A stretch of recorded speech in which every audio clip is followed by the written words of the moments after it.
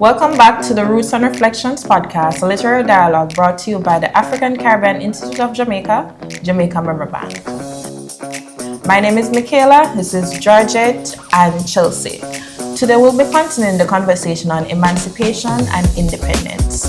Georgette will be presenting on a specific book today that is from our multimedia reference library. Well, hello everyone.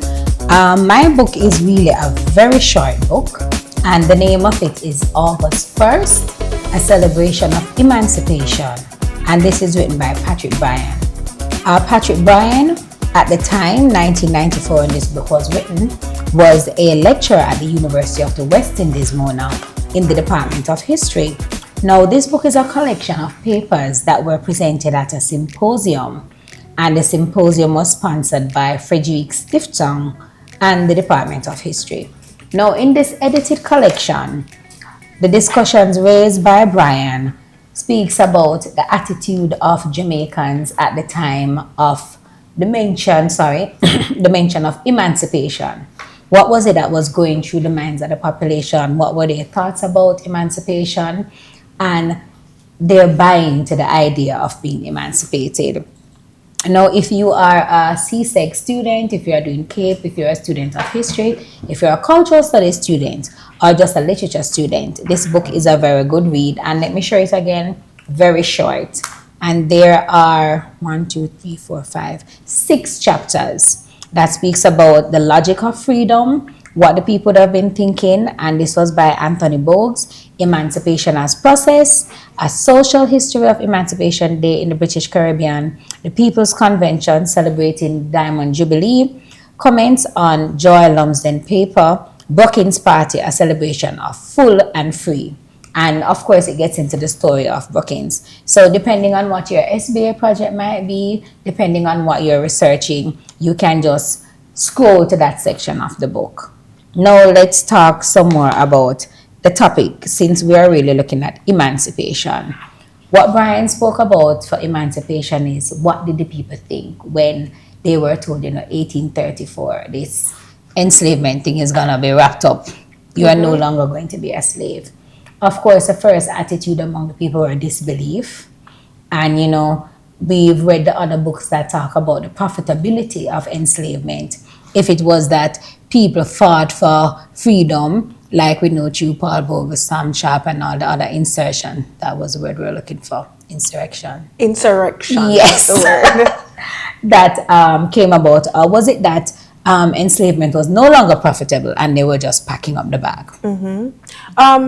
People always look at, and when you do CSEC, you hear about push and pull factors. Right. So the push factors away from enslavement and the pull factors towards emancipation, and not so much anymore. But in the beginning, it used to be like, all the attention was pushed towards the abolitionists. That the merciful benefactors from the metropole, they finally saw it fit to grace the Jamaican enslaved population with their freedom, as well as the role of the church and of course, the church, this demon that is enslavement, and the church mainly the church was profiting from enslavement.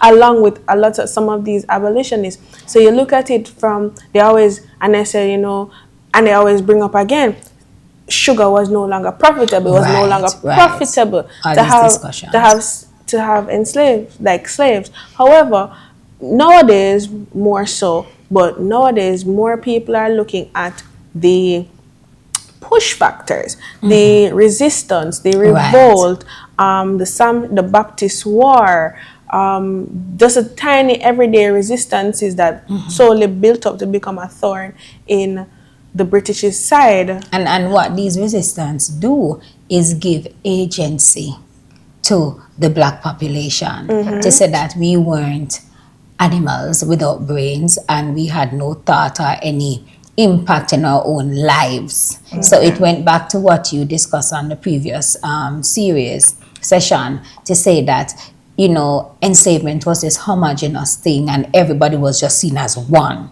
thing.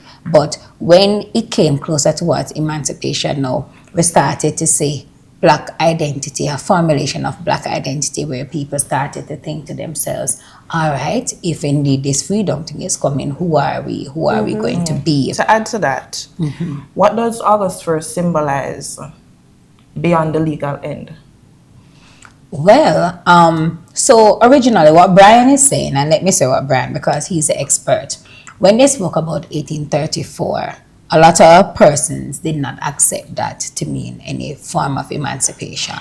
It was when it came to about 1838, the emancipation thing started to warm up, and then the day itself, August 1st, is now going to become significant to say that we are coming into our freedom. As the first chapter would say, the logic of freedom. How is this freedom going to be operationalized? How are we going to go about being free? But in my mind, it is so difficult to understand, because if I'm enslaved today and I'm free tomorrow, as I said before, what resources do I have? So it is the negotiation of your identity, of yourself, and the minimal payment that you're going to get for almost free labor. But then the decisions that were being made among the people, you would see that some thoughts were put into it. So what Bryan has in his book is that some of the population decided to stay under the free labor because, as Chelsea had mentioned prior, they were second and third generation. So the only life you know is what you come and see. But some people decided by faith, by spirituality, by whatever was guiding them, to go to the hills, to move away from the central urban areas and to start a life for themselves. And of course, we know that the Maroons were there already. But another big thing that came up around emancipation, outside of the socio-cultural thing, was the economics. Because that was the issue. How are we going to live? How are they going to and live? land was a big issue. Yes. And as we know, Bryan also discussed that the persons that really benefited from this emancipation realization initially were the planter class, because they are losing their stock, and they were the ones that were compensated in hundreds and thousands of pounds for losing slaves. Meanwhile, the people who were essentially the work. working free Right. for the same hundreds and hundreds of years were not compensated at all, and we still continue without compensation. Right. Generations So later. land is a big part of economics, because you would see that land more than capital, or maybe I want to conflate the term now and say land is capital, because where are you going to operate a business? Where are you going to plant food? Where are you going to live? All depends on land. And that is why even today we have the whole story about the whole issue about That's what I was capture going land. to ask. Is it still a relevant conversation? Very relevant.